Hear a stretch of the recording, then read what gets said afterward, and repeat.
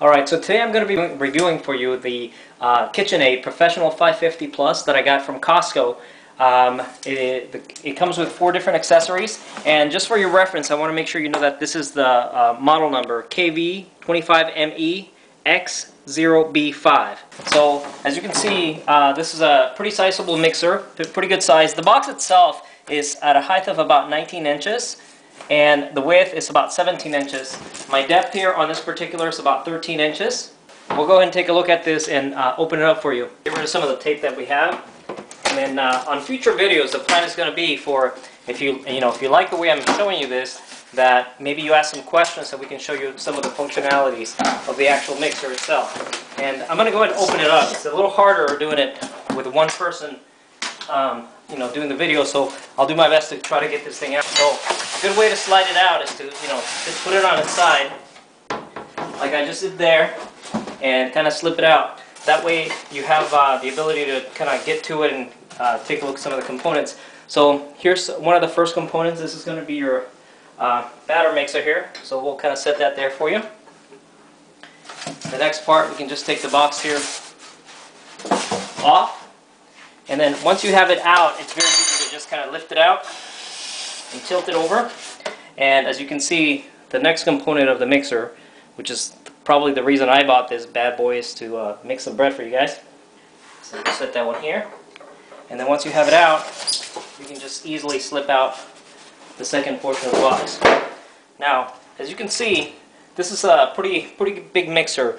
There are other mixers out in the market that have a lot less horsepower than the Professional 550 Plus, and it's one of the reasons that I actually decided to get this, again, because I was looking to do some of the bread and dough mixing. I did a lot of my mixing for the doughs by hand previously, so I'm really looking forward to seeing how well I can get some of the mixing to some of that dough batter to come out. Now here's the third component. This one actually has a nice little rubber edge to it, so that as you're doing batters, it actually mixes the components a lot easier for you. Let's see, next here, what you want to do to kind of remove, you want to kind of lower the handle here. Okay, put the plug away here, and it does come with some other informational material inside of it. We'll kind of put that to the side, and then lastly, the last component that you can see here, if you can get a little close. This is kind of how you get your attachments to come on and off. It kind of has like an L-shaped hook to it, so what you do is you remove each component by attaching it, give it a twist, and then kind of removing the component. So here you have your 4 components for the mixer, and we'll take a look at some of the uses between them on maybe future videos. Now the bowl itself, okay. It's very easy to remove. All you have to do is kind of have a lifting motion, and what you can see within the mixer is that it has this kind of this little nub in here that actually goes and attaches to this part of the mixer. So what I've noticed is that it can be a little bit of a trick to kind of get it on once you take it off, because it appears to be kind of loose. So all you really have to do, once you have it straddled into its 2 little holders here, is just use both of your thumbs and then just give it a quick little push. And then you'll have a nice kind of secure bowl there for you.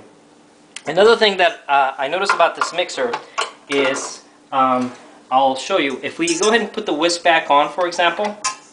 Okay, so if we put the whisk back on, and then let's go ahead and get this thing plugged in, and we'll show you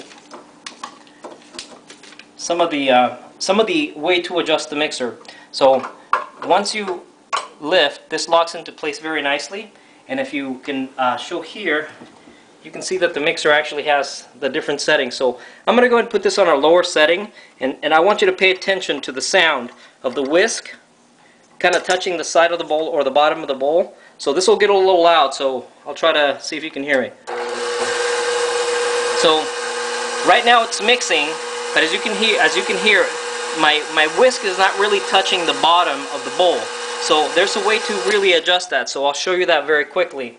So what you end up doing with this is, again, lower your bowl, take out your component, and then what you can do here, you'll notice that there's a screw here.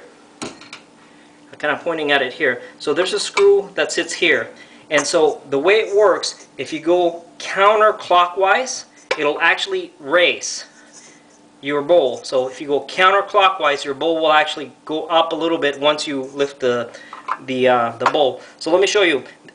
This screw, it actually works at about 180 degrees. So right here, I went clockwise. So what I've told the bowl to do is to actually be lower. If I go counterclockwise, and this is what I'm going to do to show you, is if I go counterclockwise, it's actually going to raise the bowl enough so that when we go back, and let's go and take a look and place our whisk back on the bowl, right? So now we lock the whisk back on, we go and raise it back up, and now let's listen again to the sound of the whisk actually touching the side of the bowl. So again, when I turn the bowl on,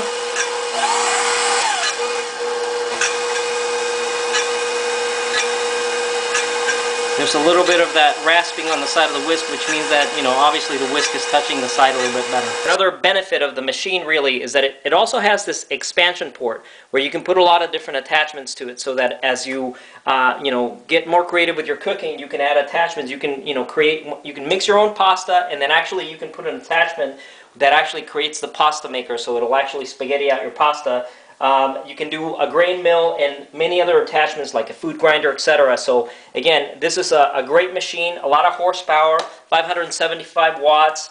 You know, again, came from Costco. It's a great machine. So that's the first look at the Professional 550 Plus. If you like what I showed you, please click like on the bottom of the screen here. Feel free to leave me any questions, and I'll be happy to answer them for you. Feel free to put some comments on the bottom of the screen, and on future videos, what we'll try to do is actually show you some of the different some of the different attachments and how they work. But anyways, that's a first look at the KitchenAid Professional 50 Plus, and we'll look forward to seeing you again.